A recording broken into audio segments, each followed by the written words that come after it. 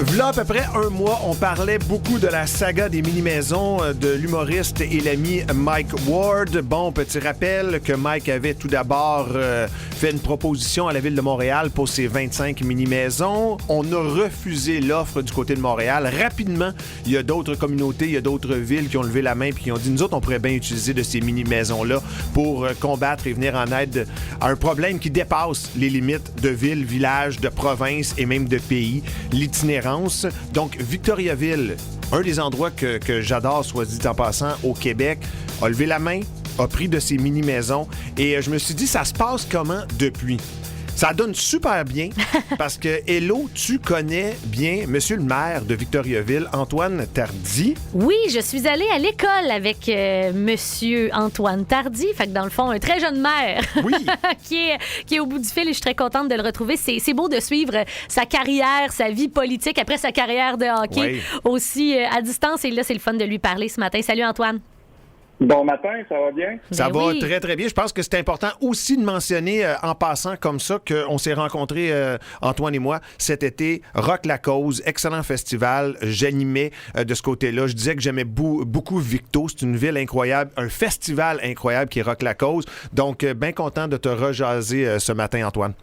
Bien, pareillement. Puis on va t'attendre encore cet été puisque le festival revient en grande pompe. Donc, ce sera un plaisir de te revoir. Puis, Hello et moi, évidemment, on a probablement de belles vieilles photos d'école ensemble là, qui pourraient faire rire vos auditeurs si j'avais décidé de sortir ça éventuellement. Oh mon Dieu, avec nos coupes de cheveux louches des années 90. OK, on passe à un autre sujet. Ouais, hey, regarde, je vais en profiter pour dire qu'on va se croiser, Antoine, cet été lors de la prochaine édition de Rock la cause parce que je peux annoncer en primeur que j'irai animer encore une fois cet été ce beau festival-là. Bon. Oh, wow! Ouais. Excellente nouvelle. On va partager ça massivement. On a réglé tous ces dossiers-là, mais là, on va revenir justement à nos moutons. Je voulais absolument, là, peut-être juste rappeler, je le disais là, d'entrée de jeu, là, il y avait ces maisons-là, Mike Ward, je pense que c'était 25 maisons au total.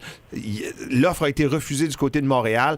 Est-ce que ça a été rapide de votre côté de lever la main et de dire, hey, sais-tu quoi, nous autres, on en prendrait de ces mini-maisons-là?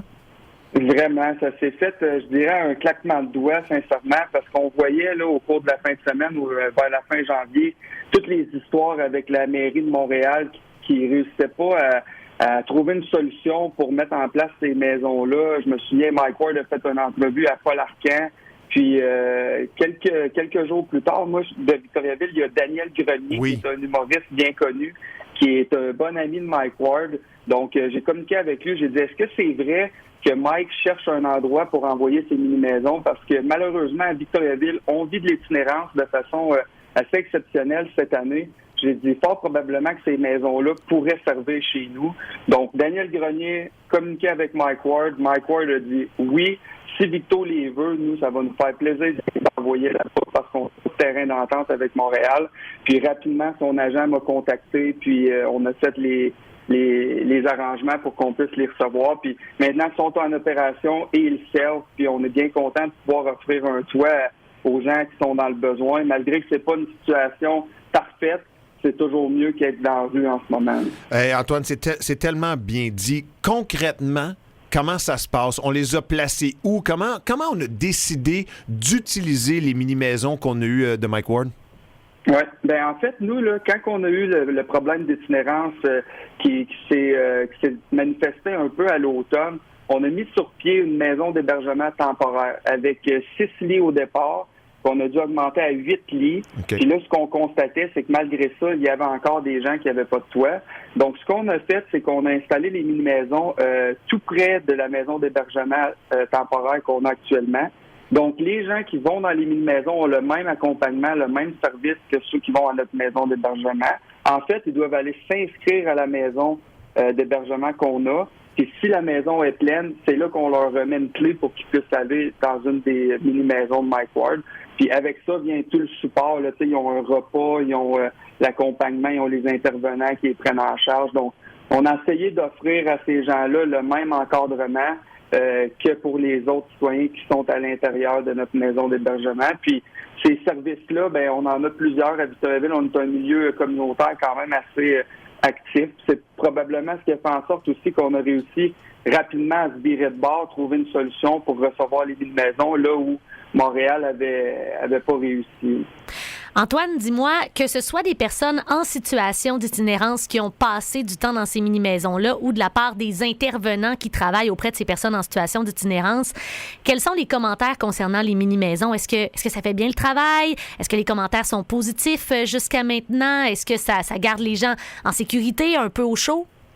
Tout à fait. Toutes les personnes qui ont eu à les utiliser là, ont été très reconnaissants envers la ville, les organismes communautaires et Mike Ward pour avoir facilité l'implantation de ces maisons-là.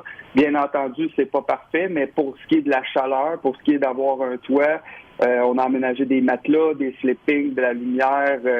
On fait tout ce qu'on peut pour rentabiliser, maximiser là, l'espace. Donc oui, ça répond à un besoin. Les gens sont contents. Cela étant dit, comme maire, comme ville, c'est pas une situation pérenne qu'on veut offrir sur le territoire. Là où il faut qu'on adresse le problème à la source, c'est le problème d'itinérance nous amène à avoir une maison d'hébergement temporaire. Est-ce que cette maison d'hébergement temporaire-là va maintenant devoir être permanente? C'est toutes les questions qu'on se pose, puis on va devoir regarder pour le financement de tout ça. Mais dans l'immédiat, oui, ça répond à un besoin, puis les gens sont contents. Antoine, tu as touché à un point super important, je trouve, juste tantôt. Là. Les mini-maisons, ça fait partie peut-être d'éventuellement une solution. Oui, ça donne un abri physique, ça donne un endroit sécuritaire, à l'abri de la température, la météo, les conditions météorologiques. Par contre, il y a tout l'encadrement que vous offrez autour de ça. Ça, c'est un abri physique, oui, et ça l'aide, mais c'est important de quand même encadrer les gens qui sont dans l'itinérance. Hein?